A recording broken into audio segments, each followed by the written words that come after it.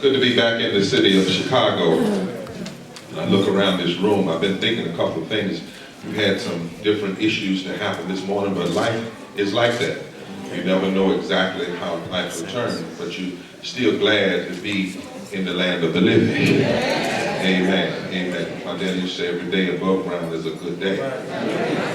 Now, I want folk to know one or two things. That is, I am confident, I'm powerfully confident, I'm going to throw that off, that Jim Crow and slavery had to be bad, no matter how some of the revisionists try to tell you all it wasn't that bad. And the reason I know it had to be bad, and that is for black folk to come this far north as cold as it is. It was bad, y'all. It was bad. It was bad. Nobody it had to be bad. And he said it ain't even cold today. Yes, it is, man. I'm from this cold. Y'all crazy. That's what I'm sorry to say. What's wrong with y'all up here, y'all? Told me last night, said, it won't be cold tomorrow, it'll just be about 7 degrees. I said, it might get up to 30. I said, what in the world? The Bible in the book of Amos says, they hate them that rebuke in the gate, and they abhor him that speaketh uprightly. The Message Bible says, people don't like this kind of talk. Then it goes on to say, hate the evil, love the good, establish judgment in the gate. It may be that the Lord of hosts will be gracious unto the remnant of Joseph. And then it says, in that same passage, woe unto you that desire the day of the Lord. To what end is it for you the day of the Lord is darkness and not light? As if a man did flee from a lion and a bear met him, or went into a house and leaned his hand on the wall and a serpent bit him. Shall not the day of the Lord be darkness and not light? Because there is no justice. I hate, I despise your feast days, and I will not smell in your solemn assemblies. Though you offer me burnt offerings and your meat offerings, I will not accept them, neither will I regard the peace offerings of your fat beasts. Take away from me the noise of thy songs, for I will not hear the melody of thy vows. But let, Madam President, justice roll down like waters, and righteousness like a mighty stream.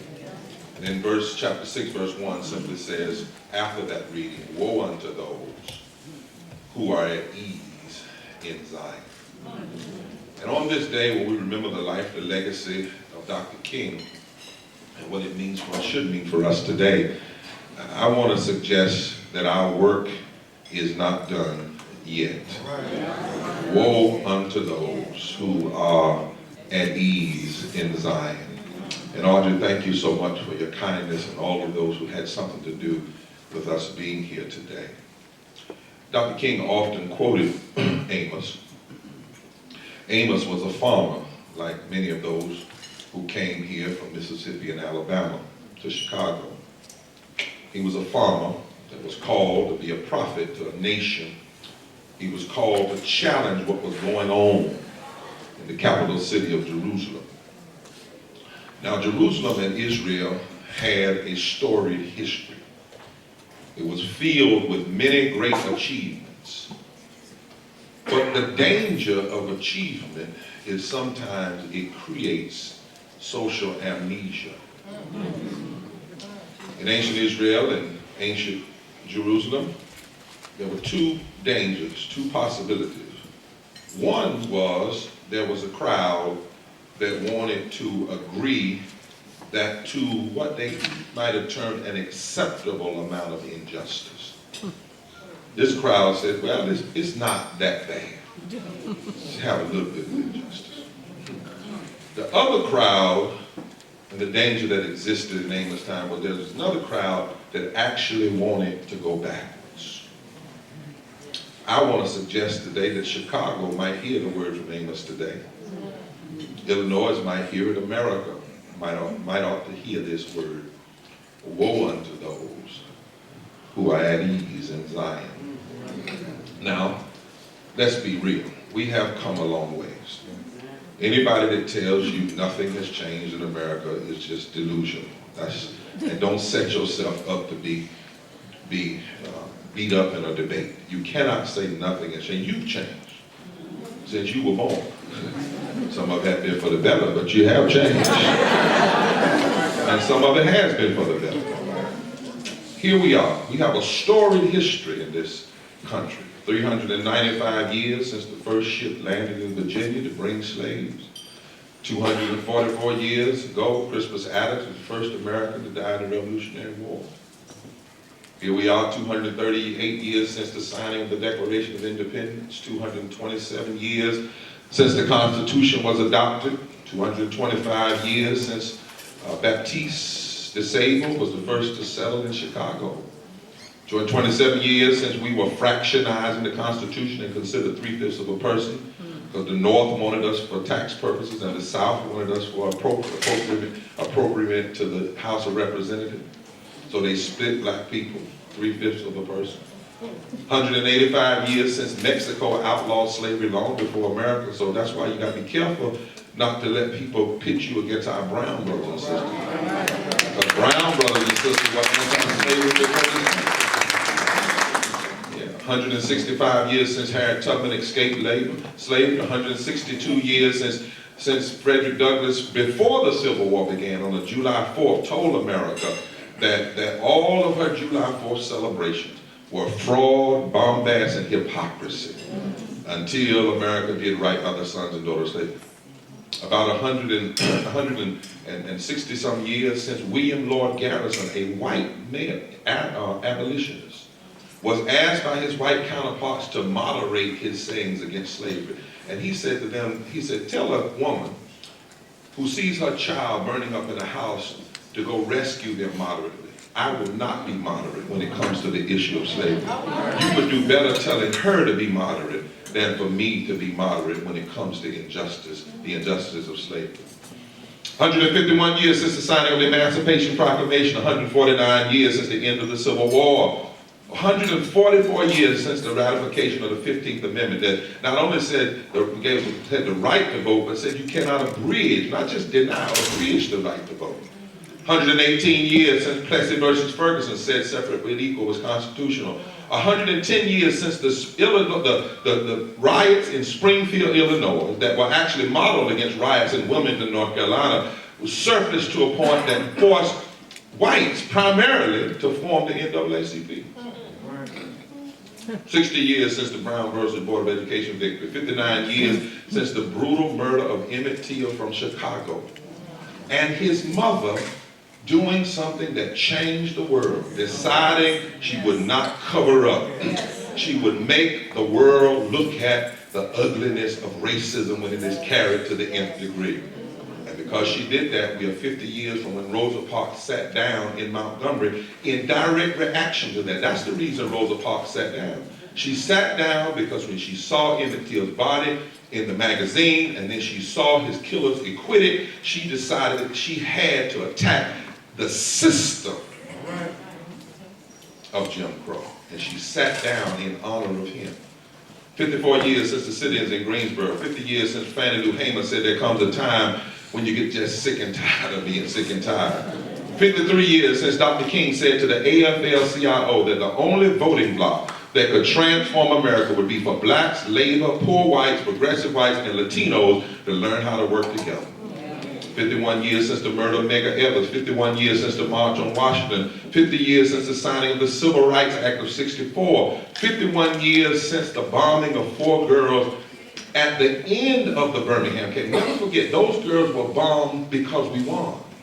The Birmingham campaign had been successful. The March on Washington had been successful. And about 17, 18 days after that, they were blown up in a Birmingham church. 49 years since Bloody Sunday. 49 years since the signing of the Voting Rights Act. 49 years since Malcolm X was killed. 46 years since students in South Carolina were massacred. 46 years since the assassination of Dr. King. 45 years since my parents fought to integrate public schools in North Carolina. 14 years after the Brown decision, schools were still not desegregated. And about 6, almost 7 years since Barak, whose name in Hebrew is a form of praise, was sworn in twice. He accepted the nomination on August 28th, which is the anniversary of the death of Emmett Till. and the 41st anniversary of the March on Washington. He was sworn in the second time on the birthday celebration of Dr. King and prayed over by Medgar Evers' widow while he put his hand on the Bible that Dr. King read. What? Only God can orchestrate a calendar like that. That God would use the struggles of our foreparents to make a way so that a black man from Kenya would come to America, marry a white woman from Kansas. They would have a son who would grow up not to be the Wizard of Oz, but to be president of these United States. Who would have thought? You don't have to agree with all his policies, but who would have thought that in a White House built by black slaves, now little black girls would have to live with their mama and their daddy as the first family and have pajama parties? Who would have thought? They call him everything. They call him a communist, they call him a lie, they call him a socialist, they call him an American, they call him an undercover Muslim, but they still, every State of the Union, when he comes in the chambers of the Congress, have to say, Mr. President. You've come a long way. Yes, we have. And I might add that some of us, have moved up in other ways, not just in all this history, but even in some somewhat comical ways, because some of us in here know what it's like when you used to drink sugar water and call it Kool-Aid. Some of you might not do it now, but you remember banana sandwiches with mayonnaise and tomato sandwiches and cucumber sandwiches, and you just imagine the meat. Talk to me, somebody. Somebody remembers here when rabbit ears were not something on an animal, but something on your TV that you wrapped aluminum foil around. And on certain nights you had to hold it like this. Y'all know what I'm talking about. Some of you all in here remember hand-me-downs and hand-me-ups, more patches on it than real clothes. Some of you remember, you may not talk about it, when you could see more stars from the inside of your house than on the outside. Some of you remember when you drove, you drive cars now that cost more than the house you grew up in. You wear clothes, you don't even know how to say the names. And the names you do know how to say, you change the pronunciation. I got this from J.C. Penney. You come up a little way. Some of you all know now, men, you can go in and you have multicolored suits when you used to be glad if you had a black one and a brown one. And sisters, y'all know we have really come up, because when we couldn't afford to buy cloth, we wore our dresses long. Now that we can afford, we wear them short. So y'all come up. Everybody's back and buy something, and it's yours. They can buy it all. I won't say all the things you can buy. People can buy a pill for some help. I don't know what kind of help you might need. They can buy their eyes, their hair, whatever they want to buy, but it's yours. But in your day, way back young, you would have just had to go with what you had. And yet, despite all of this, I would agree with Amos that there's still no time to be at ease in Zion. We who believe in freedom cannot rest. Dr. King warned us March 14, 1868, 20 days before he was shot. He did a speech, he got interrupted 5 times, the guy was very ugly towards him. He called it the other America. And he said, 20 days before he was shot, he says, every city in our country has this kind of dualism. Every city is schizophrenic. He hadn't been long left Chicago when he said this. He said every city ends up being 2 cities rather than 1. On one side it's beautiful, prosperity, plenty of milk and honey. People have education for their mind, freedom and human dignity for their spirit. But in the other America, it's a daily ugliness. It's what one psychologist called the daily traumatic syndrome. Not post-traumatic syndrome, but daily. On DOT, what the psychologists call DOTS, daily ongoing traumatic syndrome. He says there's an ugliness about it that transforms the buoyancy of hope into the fatigue of despair. He said in that other America, almost 40% of Negro families of America live in substandard housing, but he had just left Chicago. In that other America, he said young people are deprived of the opportunity to get adequate education. Now here's what's eerie about that. He said that 20 days before he died, and the truth of the matter is the other America is still real. Oh, we've made some progress, but it's still real.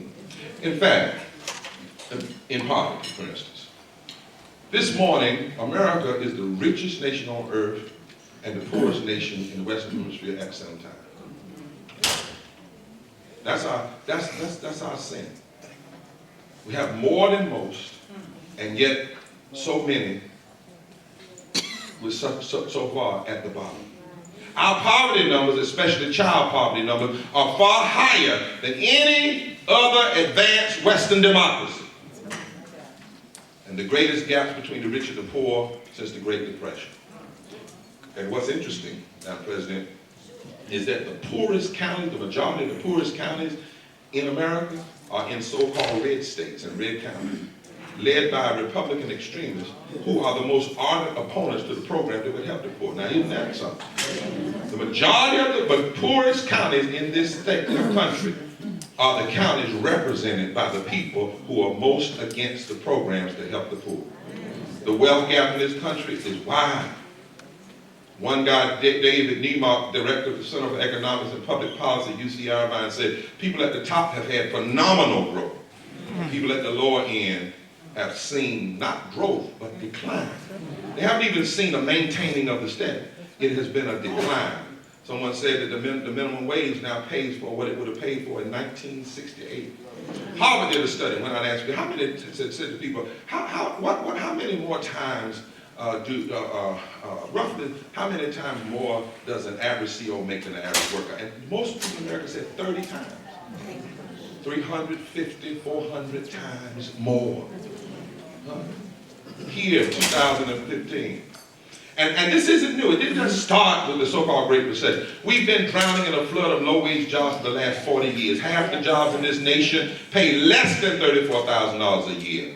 And a quarter pay below, 25% of the jobs pay below the poverty line for a family of four, less than $23,000. And yet you have some legislators that will say poor people are living in a hammock as though being poor is some kind of glorified vacation.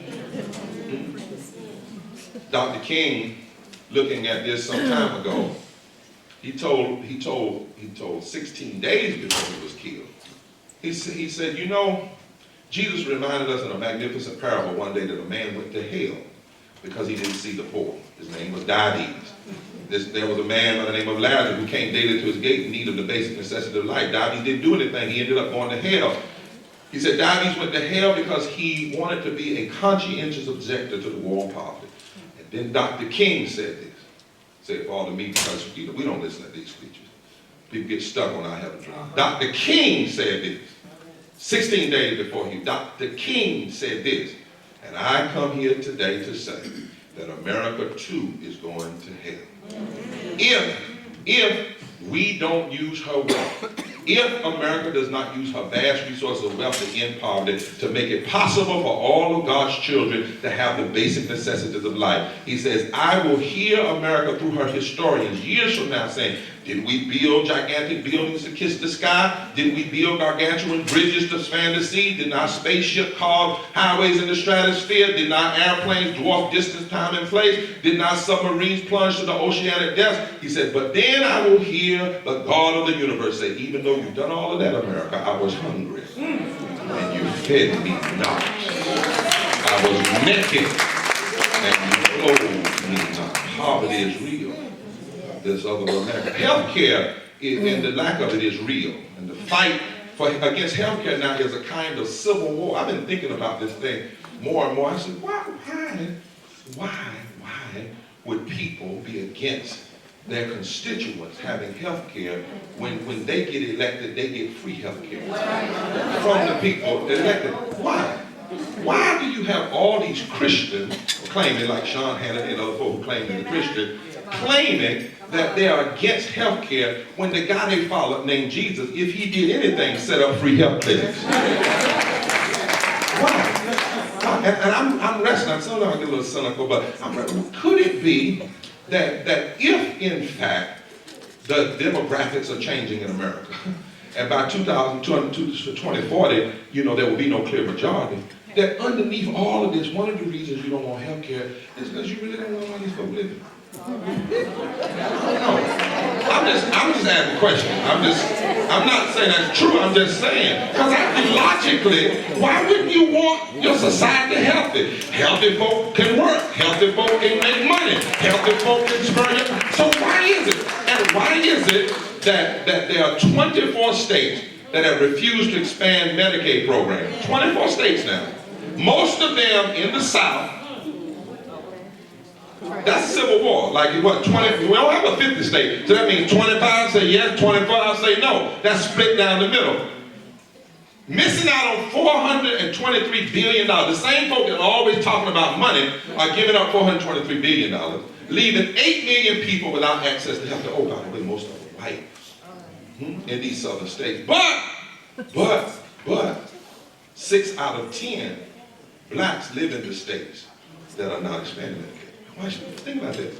The majority of the people that would be covered in these states are white, but 6 out of 10 black people live in the states that are denying Medicaid. It's a new civil war.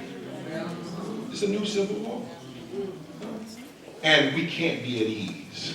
We can't be at ease in Zion because of what's going on in education. Education is one of the most important tools we have for increasing social mobility.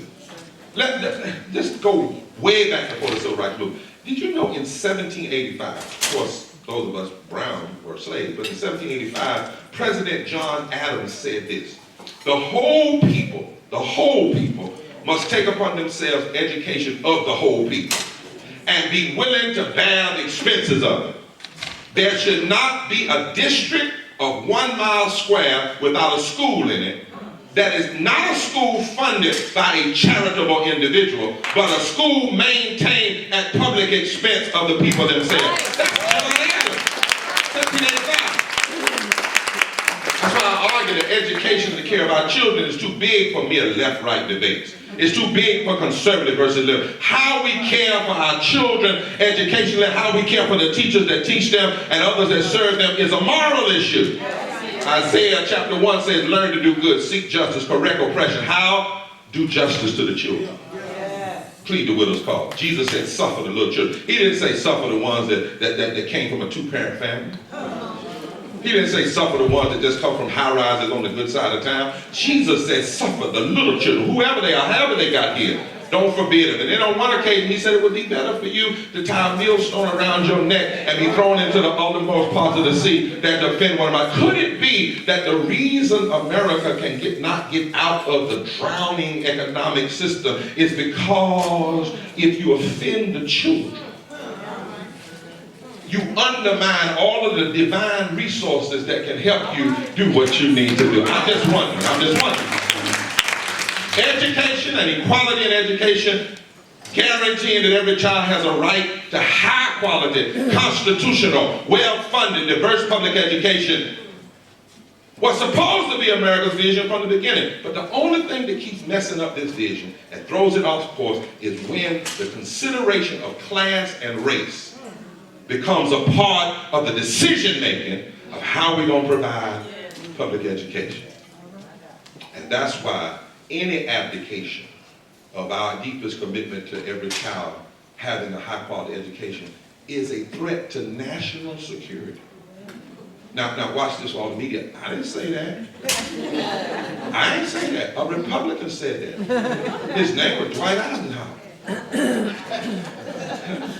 I keep telling y'all these folks claiming they're Republicans now are not Republicans. There's something, but they're not Republicans. Teddy Roosevelt said there were 4 moral principles. One of them was minimum wage, living wage, protecting workers' rights, and the other one he said was public education. The other one was caring for the environment, and the other one was getting money out of politics. That's a Republican talking in 1912. Oh, your own Constitution, Mayor, Romeo, whoever else is here, your own Constitution says a fundamental goal of the people of the state is the educational development of all persons. That's your Constitution. So I think sometimes that's what the media ought to do. You ought to carry the Constitution around and ask these politicians questions about the Constitution. When they make decisions to close down certain schools and fire some, that's your Constitution. Let me read this again. A fundamental goal of the people, not the landowner, that the people of the state is the educational development of all persons. Oh, then it says the state shall provide for an efficient system of high quality public educational institution for all persons. Shouldn't have anything to do with what block you live on or what side of the city you live on. Then it said, education in public schools through the secondary level shall be free. Free.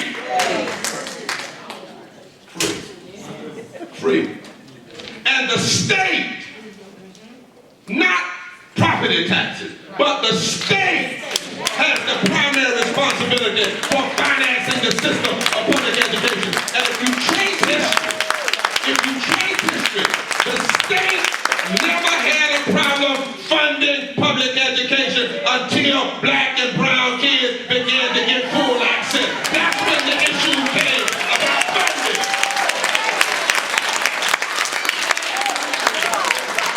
In my own state, Charles Aycock, at the end of the Reconstruction, Charles D. Aycock, was awarded governor for being a part of deconstructing Reconstruction. And after they ran the last black person out of Congress, which was George White, he was awarded the governorship in 1901. He, Action's record, went to white people in North Carolina and said, now listen, we're getting ready to make a rule that you can't vote if you don't have a certain kind of education and can't read. Do you want your white children to be on the same plane as these black children? He said, no. He said, then let me raise your taxes.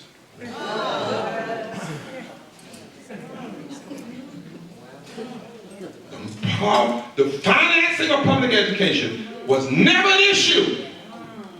It always increased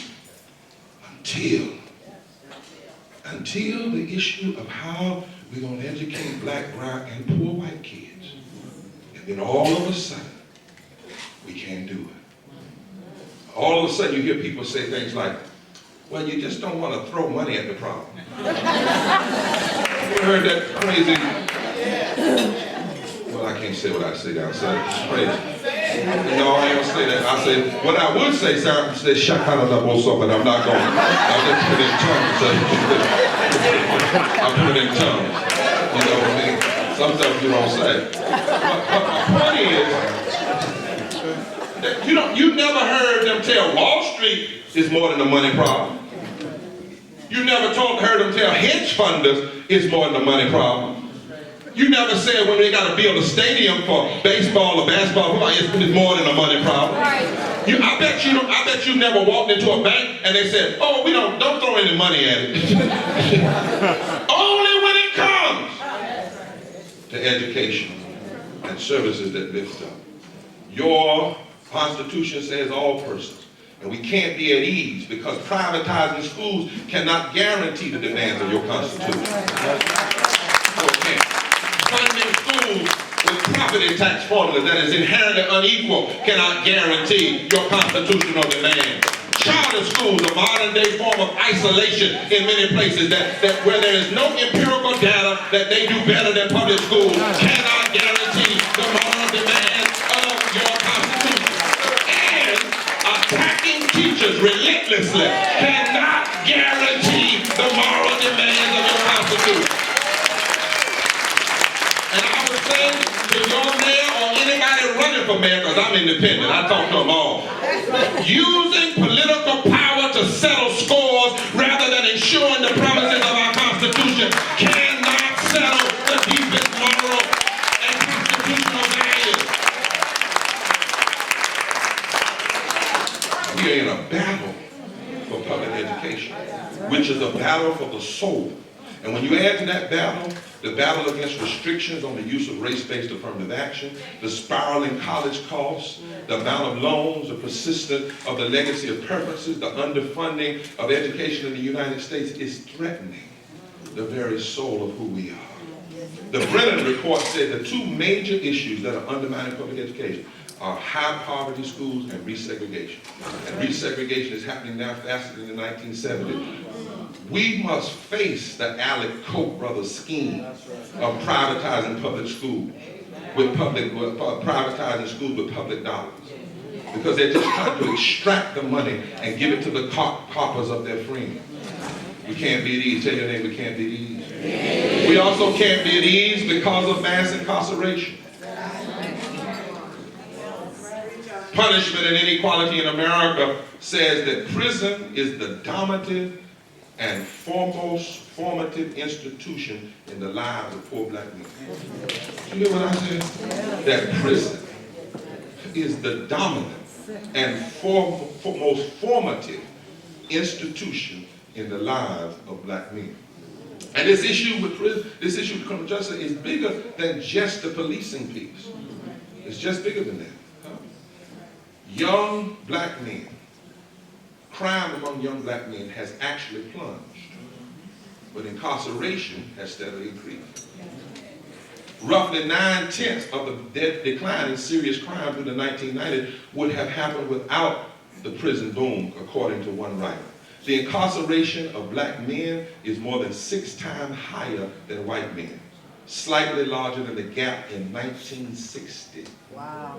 Today, the U.S. is 5% of the world population and 25% of the prison population. Think about that now. China has 1 billion more people than us, and we put 1 million more people behind bars than China. African Americans constitute 1 million of the 2 million, 50%. Huh? And if you add that brown, you have about 1.5 million. African Americans are incarcerated 6 times the rate. Together, African Americans and Hispanics comprise 60% almost of all prisoners, even though together African Americans and Hispanics make up less than 1/4 of the U.S. population. Do you hear me? Yeah. Nationwide, African Americans represent 26% of juvenile arrests, 44% of youth who were detained, 46% of youth who were judicially waived to criminal court, and 58% of youth admitted to state prisons.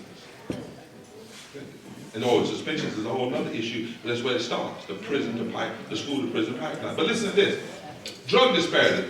About 14 million whites and 2.6 million African Americans report using illicit drugs. Now, I would think that figure's probably a little bit off, because black folk ain't tell all the truth on that one. But we don't need to talk to the tax man. So let's bump that up to 3 million. Y'all, I don't know why the white folk were so honest. I don't get this, oh yes, I just use illicit drugs. But anyway, I don't know. Y'all have to, but whatever the reason is, 14 million whites admit. 2.63 million African Americans report using this stuff. 5 times as many whites are using drugs as African Americans, yet African Americans are sent to prison for drug offenses 10 times as the rate. African Americans represent 12% of the total population of drug users, but 38% of those arrested for drug offenses and 59% of those in state prison for drug offenses. It's not just policing. It's not just the high-profile cases. They're all those things. But it's the whole system. Arresting, interrogations, and plea bargaining, and who's represented in the jury box, and who's on the bench, and who are the DA. The whole criminal justice system is skewed in a way that it operates to the disadvantage of poor whites, blacks, and brown. Then we can't be at ease because of voter suppression. Dr. King said, so long as I do not firmly and irrevocably possess the right to vote, I do not possess myself. That's Dr. King. And people forget his first march on Washington was not August 28, 1963. It was May 17, 1958, the pilgrimage to Washington, the prayer pilgrimage, where he said, then give us the ballot. The right to vote is a cornerstone of American democracy. And it's the right to vote is becoming more valuable because America is changing. The demographics are shifting, and in the next 20 years, there will be no clear majority. And so, when we look at the fact that on June 25th, 2013, the Supreme Court undermined the Voting Rights Act. Now that you said, yeah, that doesn't mean any much to us up here in Illinois. Let me tell you why it means something to you. You need to understand up here in the North, as the South goes, so goes the nation. Because the stronghold of extremism is still in the South. And you can't deal with that stronghold in the South without having laws that stop voter suppression and race-based redistricting. That's why I'm telling union movements, the union movement will never be powerful in America till you come South. As long as you allow them to fight in the South without having to fight you and the civil rights community together. We cannot break this nation up. But if we come to the South, we can break it up. And President Obama's election proved that, because he won in southern states, and that's what shook him up. Because they said, wait a minute, there's something happening down here in the South. And that's why immediately after his victory with this broad demographic that caused him to win South Carolina, Florida, Virginia, and North Carolina, they said, we got to stop this. So what was this decision? To attack voting rights, which is the same attack that happened in the 1800s to stop Reconstruction. Attack voting rights. And so what happened immediately after the five justices on the Supreme Court, not all of them, 5, voted to overturn the Voting Rights Act. As Sotomayor said, to put a blinders over their eyes as it relates to racism and racial disparity. And after that, 15 states launched attacks on voting rights, and you can trace who attacked the voting rights based on the numbers of African Americans and Hispanics in those states. And North Carolina was first, right after Shelby. North Carolina passed the worst voter suppression law in the country. We're fighting it right now in court.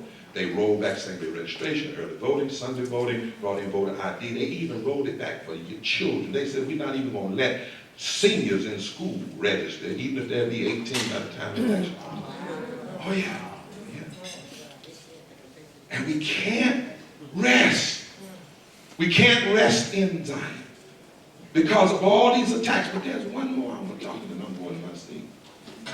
And that is this phenomenon, Audrey, that we got to deal with.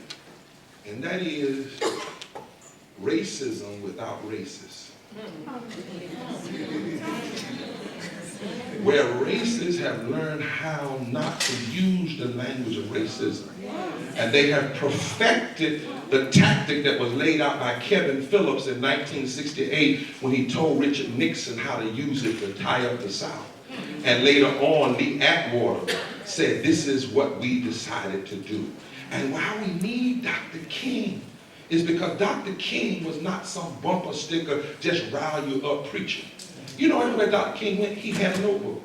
Now, he often closed without one because any good black preacher can do that. But he was serious. He was a student. He met with scholars. He talked to people. He did not take this issue of race and class, as he said, classism, racism, militarism, simply. It was not just about doing a cute speech, picking up a check and running. There was a depth analysis.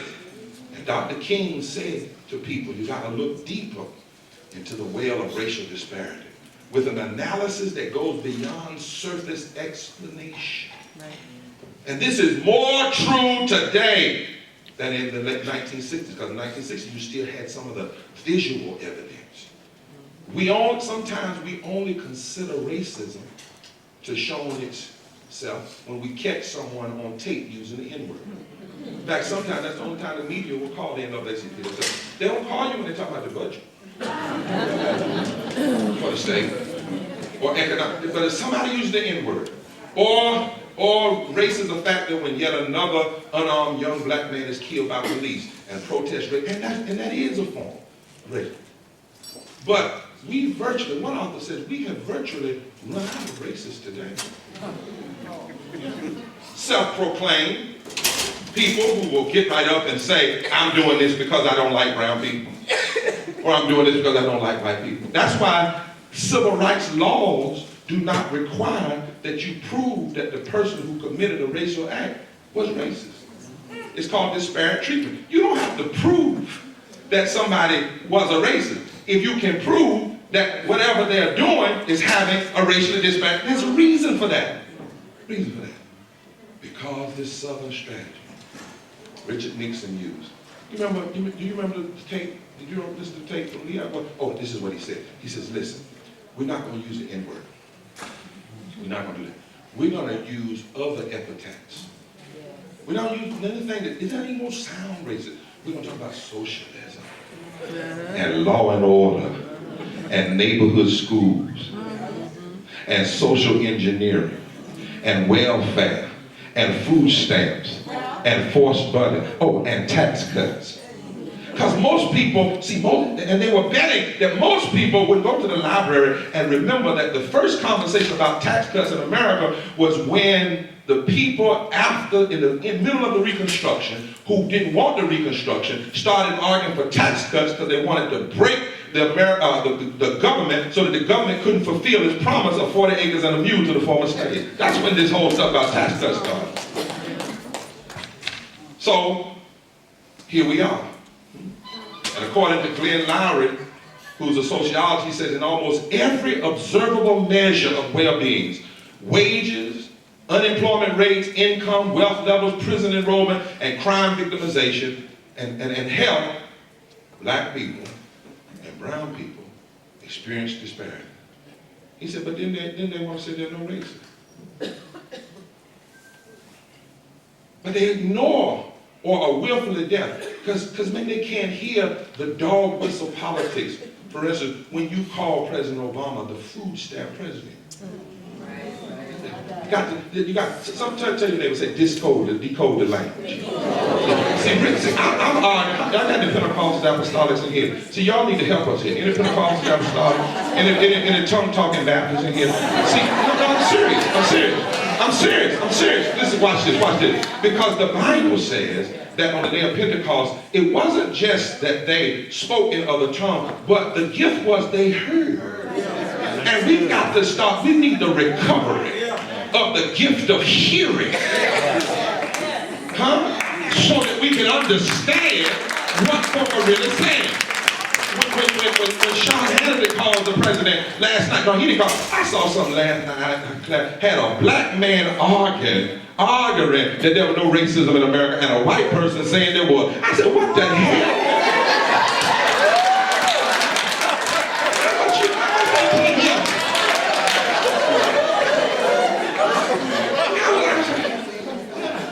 You know, and this black man called the president juvenile.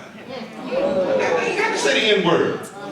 Remember what back in the days of slavery, what they said about slaves were they're too childish. Touch your neighbor and say you better hear. When they call him a liar or un-American. Or when people gut the Voting Rights Act, or block Medicaid for the poorest while cutting taxes for the super rich, or moving, or doing those things. Though every one of those decisions have racially disparate and class disparate impact, and yet America wants to claim there's no racism until somebody uses the N-word. Not only that, when you see how young black men are fed into the meat grinder of our penal system, most often for nonviolent drug offenses. States now imprison a larger percentage of the black population than South Africa did at the height of apartheid. Yet folks want to say there's no racism. Our public schools are in the process of resegregation, and yet there's no racism. Look at how federal housing policies and redlining by banks cause homeowning white middle class while they wall off blacks into overcrowded ghettos, and yet Tim Wise says it like this. Tim Wise, you ought to read him sometime. Tim Wise says, if you look at this thing, all of the programs that received glorious reviews in the 1930s and 40s, FHA, Social Security, food for families with, what was it called? If food were dependent, with dependent children. All of those programs, even the first welfare, were all popular when they were used to lift white farmers, Kansas, and other folk out. They did not become racialized. Entitlements did not become a negative word until around 1954 began, when Social Security was expanded from its original coverage to include all people in the agrarian and the domestic arena, which means that's when many black people got access. Because when Social Security was first passed by Roosevelt, he had to cut a deal with white Southern senators. And they said, listen, we'll do this, but you got to make sure black people don't get it. So he said, okay, we want to allow it to go to people in the agrarian culture, and we won't allow domestic. But that also meant 50% of white women didn't get it. But once it began to open up in the 50s, 60s, then all of a sudden entitlements becomes a new code word. Those folks think they're entitled. It becomes the new N-word. And so now you have an agenda, and that's why the Koch brothers, as I conclude, that's why the Koch brothers' agenda in American prosperity is so powerful, because they're using this racial lexicon without using race. And they're causing people to vote against their own self-interest. And this is what their agenda sounds. You want a great America? Deny public education, deny help for teachers, deny health care, deny unemployment, deny earned income tax credit. Yeah. Deny Social Security, deny rights to the gay community, deny women's rights, deny immigrants' rights. And if you really want a great country, call the president everything but a child of God, even criticize his wife's hips, her arms, when she wants children to eat their vegetables, talk about his daughter when she's standing beside a turkey, talk about the kind of dress she wears, rather than the foolish tradition of pardoning the turkey with all these black men that need to be pardoned anyway. And then after you've done all of that, make sure folk can get a gun easier than they can vote. That's their whole agenda.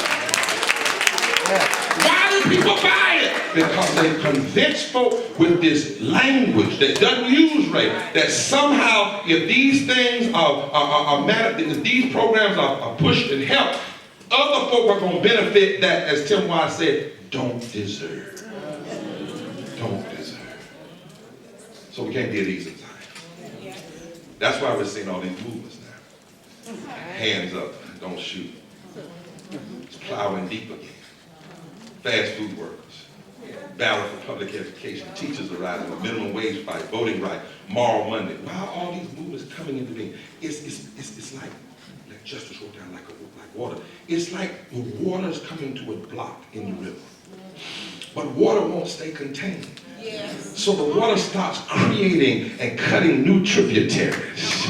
And if you understand, and what happens is some go this way, some go this way because they're going around the boulder. But on the other side of the boulder, all of those tributaries come back together. Because you can't be at ease. That's why Amos said, let justice roll down like waters. And you know, in 1968, people had told Dr. King, you've done enough.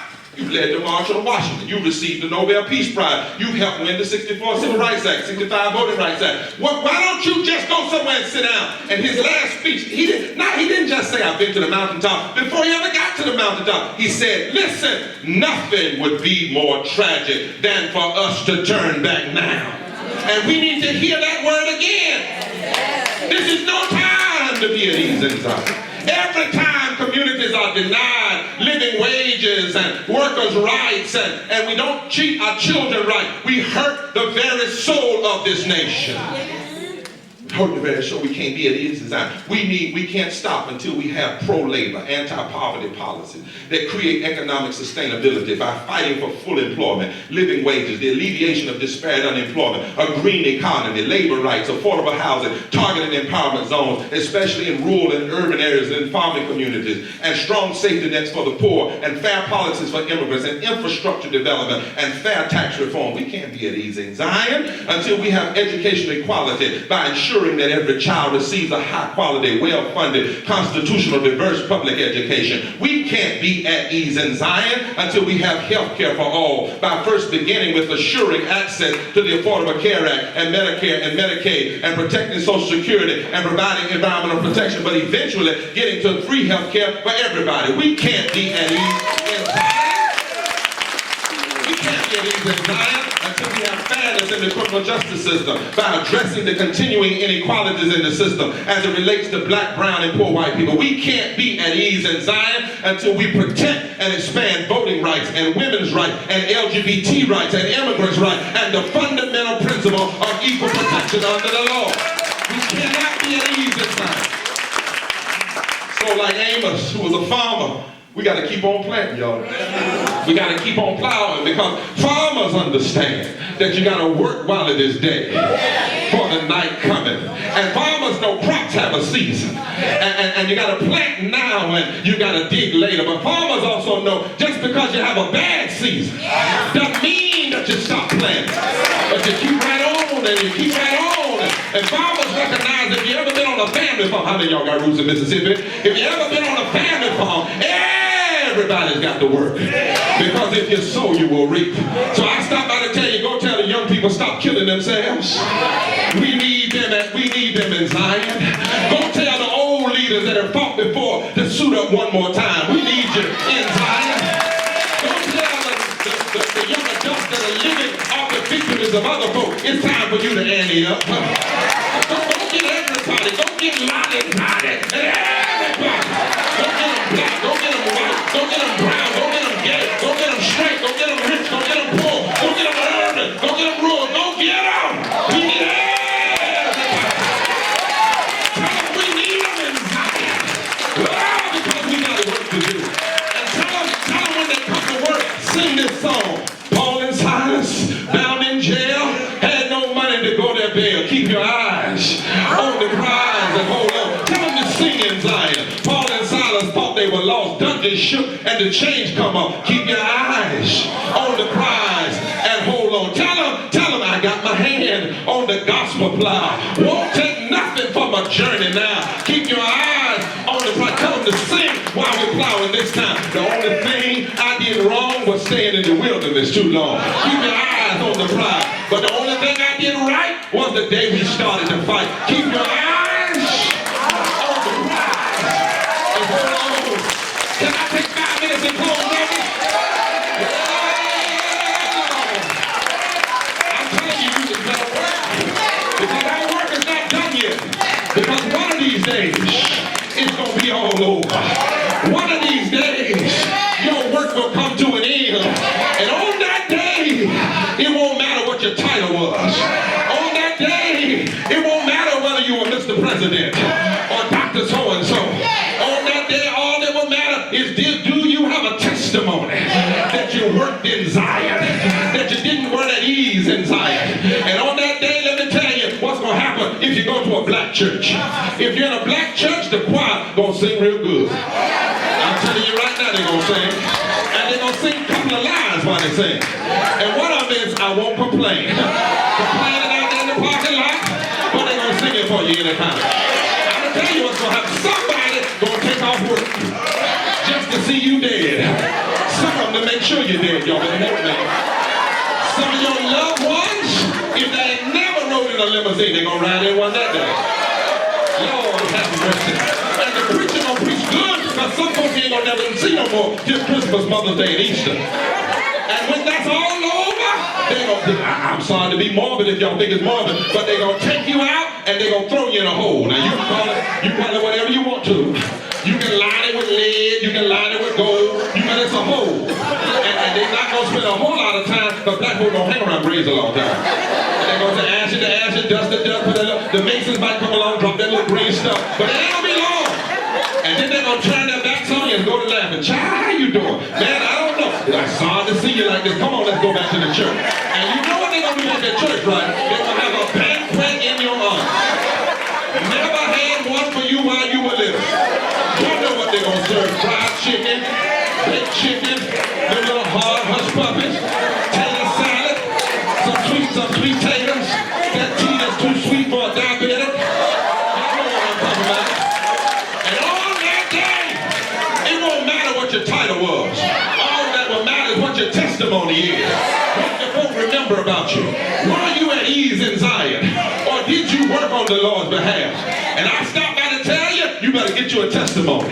Because Pharaoh had the title, but Moses had the testimony. And the people came through the Red Sea. Jericho had the title, but Joshua had the testimony. They marched around to the walls there. Goliath had the title. He was 9 feet tall, but David had the testimony. And when the papers read the next morning, it said the bigger they come, the harder they fall. Nebuchadnezzar had the title, but Shadrach, Meshach, and that bad Negro had the testimony. Naaman had the title, but Esther had the testimony. She said, if I perish, I perish. The jailer had the title, but Paul and Peter and Silas had the testimony. Slavery had the title, but Frederick Douglass and Harriet Tubman had the testimony. Jim Crow had the title, but Rosa Parks and Martin Luther King had the testimony. Apartheid had the title, but Nelson Mandela and the people of South Africa had the testimony. And Sunday morning, I'm going to tell the church one more time that on a Friday, Pilate had the Rome had the title. The court had the title. Looked like they had the title.